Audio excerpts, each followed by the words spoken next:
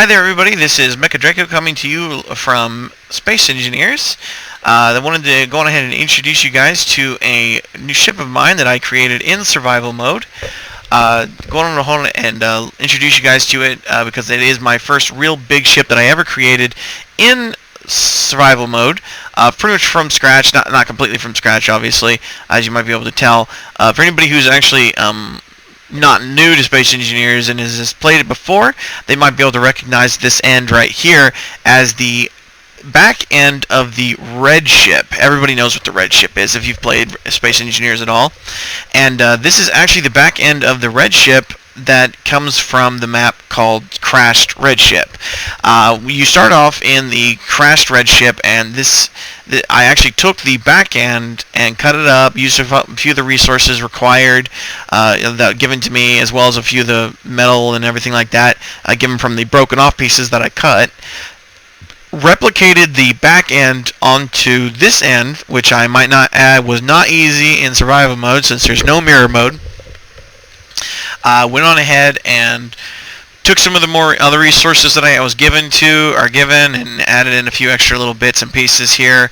As you can see, I did do a little mining, but I really actually did very little mining to get the ship as it is. Most of the resources I used was actually resources that came with the ship. It was actually kind of surprising to me because I figured you wouldn't have that many resources since it was a crashed ship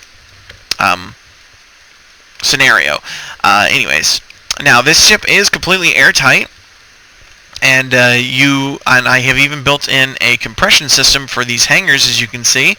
They are activated by the sensor. I'm not very good at programming, so I was unable to do any kind of programming or anything like that to get the decompression to work the way I would have liked it. But the rooms are decompressible, and I'll even show them off to you a bit. Alright, so we walk into the sensor. It picks up me just floating around here. Then decompresses the room.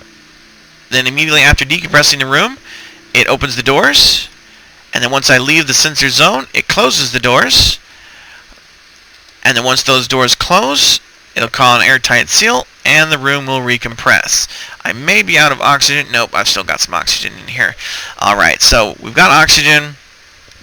And then we got oxygen in the room. And as you can see, I don't have to have my helmet on. We're good to go. Alright, now, go ahead and open this door up. And here we go, inside of the From Death. Alright, as you can see, not too impressive for the inside of the From Death. This is essentially the main hall. You know, this is essentially that big hall that you start out with that's left on the Crashed Red Ship when you first start. This would be the back end that you actually get to have remaining, that you actually have when you first start out. Not too much. I didn't really add a whole lot in here. This is an actual oxygen tank and oxygen system that they already had set up.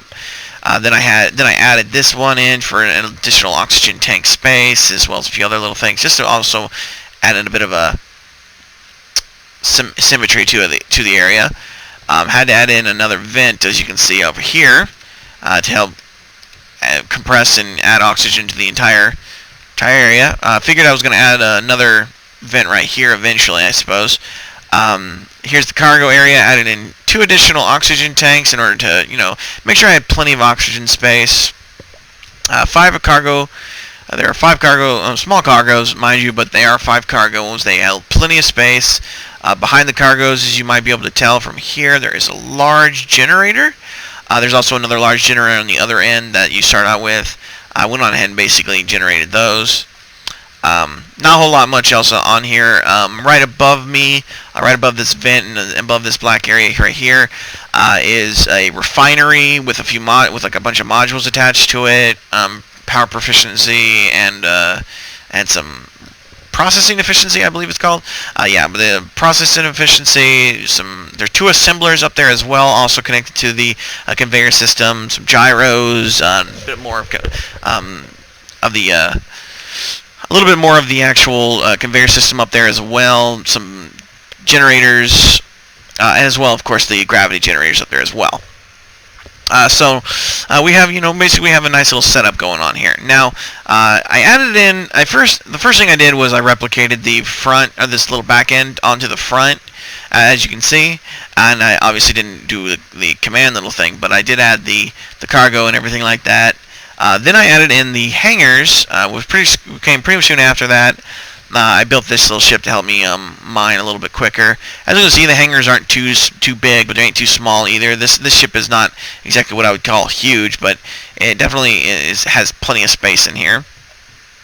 Then I went on ahead and added in these little observation areas here. They're nice little observation rooms. You can look out and see everything that's going on around the ship.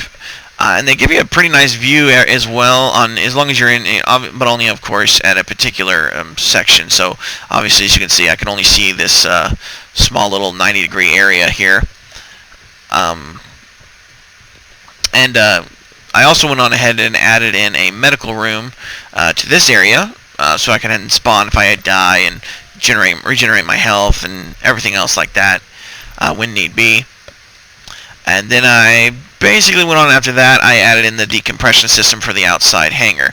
I will admit that I did do a little bit of the decompression system in my creative mode, which I don't regret, but kind of ended up becoming a pointless endeavor anyways. See what I was doing, I built in, like right up here, there are some timer blocks. You obviously can't see them because they're blocked off by the hangar. I'm a bit of a freak when it comes to hiding stuff, so I hid all my timer blocks in here, and it's the same thing on the other side. I hid the timer blocks so that way I could have the decompression system all operational and working, so that I could just, come in and decompress each hangar individually whenever I need to. But I didn't actually set up the decompression system in survival mode. I set it up in creative mode. I didn't really know what I was doing, so I didn't want to waste a whole lot of my oxygen. So I ended up going into creative mode and creating the timer block set up to make it so it decompresses. When I finally got it all taken care of and done, I ended up going back into survival mode and then ended up losing all my oxygen anyways. So yeah, kind of a little disappointed in that, but you know what happened. It happens. Now it's all perfected now. I might still have a little bit of adjustments to going on because I believe there is in fact a slight tug. In fact, you can probably watch it right here. I might have to adjust it by like a few seconds or by a second or two. Yeah, as you can see, there's a very, very, very small tug right there when the doors first open. That means there's still technically air inside the ship when those open, meaning I'm technically wasting a little bit of oxygen. How much oxygen that is, couldn't tell you, but it's going to be something I'm going to work on. But anyways, aside from that, and as you can also see from the decompression, when I do in fact decompress the room, these doors automatically close as well. So if you accidentally forget to close those, you're good to go. You don't have to actually worry about them. Let's go ahead and put it over here. Alright, so last thing I want to show you guys is I want to show you guys the movement of the vessel. It's not exactly very quick, but that's actually kind of a good thing. It can move pretty quick if needing to. Like longer distances, when going longer distances or something, but when it goes to shorter distances, it's actually really nice to have this very slow, precise movement. Because like as you can see here, this is a fairly large ship, and I can actually safely move this ship in the direction that I want it to go, and I can even move it into place right next to this large asteroid without really too much concern. The 4 gyros are actually surprisingly enough for me to move the ship. I don't actually have to worry too much about the ship's movement. Let's see here, I'll show you what I mean. Yeah, as you can see, the ship moves actually pretty effectively. I obviously don't want to leave that there, but let's go and keep moving. Should be okay. Alrighty, there we go. Alright, so got our ship up and ready and in position now. So as you can see, the precise movement is good for moving it closer to the asteroid and other things like that. And it does look like it moves slow, but trust me, when you actually start getting it up and moving, you can get it to go pretty quick because those large thrusters are pretty decent. So anyways, if you guys like, that's about all I really have to introduce to you guys on this ship. And if you guys liked it, by all means, subscribe to it on the workshop, favorite the video, favorite the workshop and the workshop submission, everything like that. Support the YouTube. And like this YouTube video. You can subscribe to my YouTube channel as well. I do plan to add in some more videos. Anybody who's watched me before knows I keep saying that, but but I really do want to eventually start adding in some videos, and I finally actually have a good recording system, so I might be able to do so. Hope you guys like this video though, and if so, go ahead and like. But that's it. But that's about everything I have for you guys today.